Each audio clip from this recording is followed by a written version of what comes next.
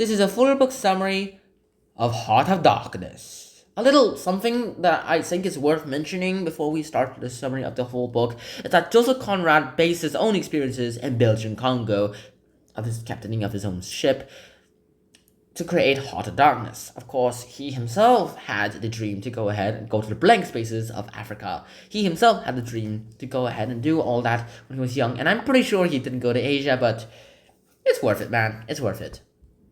It was a great story. And now let's start the full book summary of Joseph Conrad's Heart of Darkness. Heart of Darkness starts off on a little steamship on the Thames River. On the Thames River, there are these 5 friends chilling out on the deck. One's the captain of the steamship that they're on, one's the narrator, one's Marlowe, one's an accountant, and one, I'm not going to say their occupation, because it slipped my mind. But here it goes. The narrator decides that he wants to be entertained, and everyone else decides they agree about being entertained.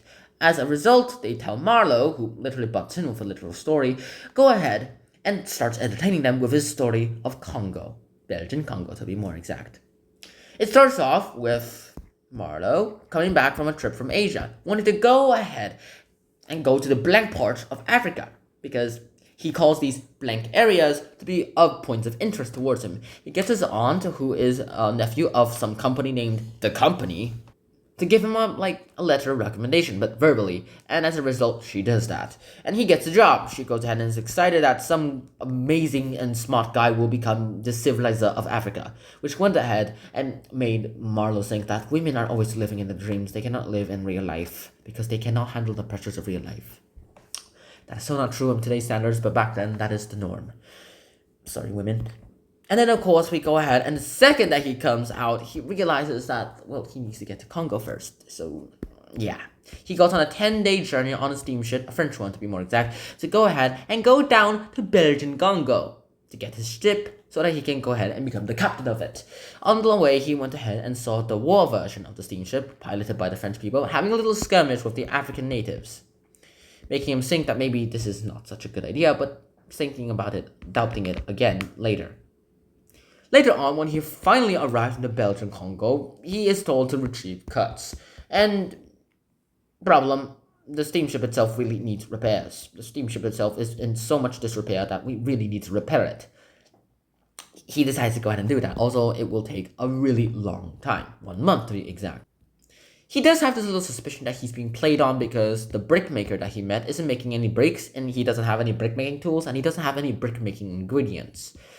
Another person that went ahead and realized was that the manager and the manager's uncle, both really hate Kurtz because both of them are ivory exporters towards the company, and somehow Kurtz is able to go ahead and quadruple that amount, or maybe even multiply by 10.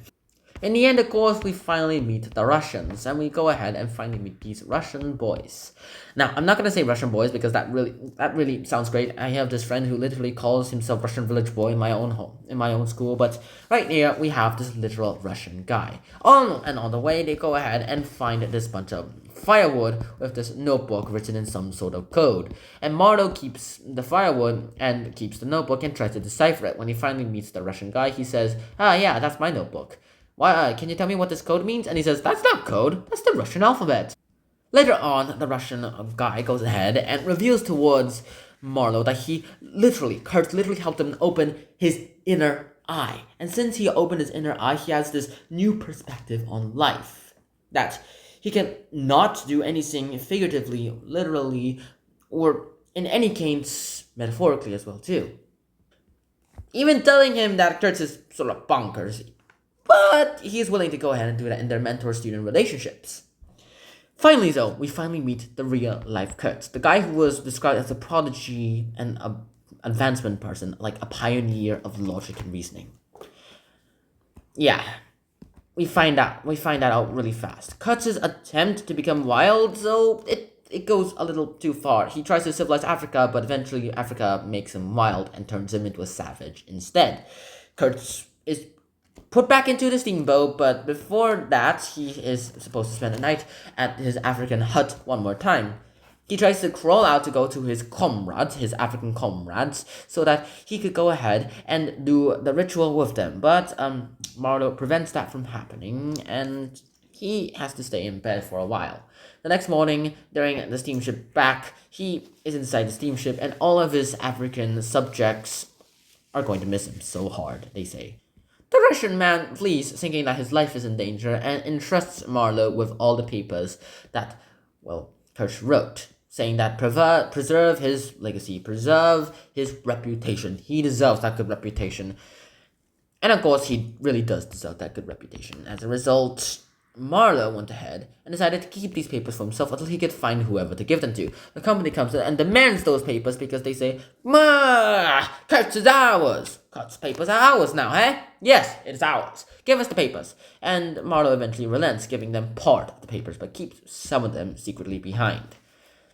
Later on, there was this news reporter who claims to become a colleague of Kurtz, saying that Kurtz could have been the leader of a great extremist political party, and he gave him Kurtz's report on how to civilize Africans towards him for publication. And finally, he meets the fiancée, and the fiancée went ahead and asked what Kurtz's final words are, and he says that it was her name, and she said that, yes, I knew it, reinforcing Marlowe's opinion of saying that women are too weak and soft to know the truth and will always live in their own dreams, even if it is differing from reality a little too much. Kurtz's legacy is preserved, and we eventually find the return trip really great. The tide in the main story, like this guy Marlowe was storytelling this entire time, the story, like, the steamship. We were on a steamship with 5 little friends going ahead there. They go ahead, and the tide finally stops, and they can finally go ahead and go on a little trip. The tide changes and facing the direction that they really need to go to, and they stop talking the story, go inside the steamship, and decide to go on a day of touring.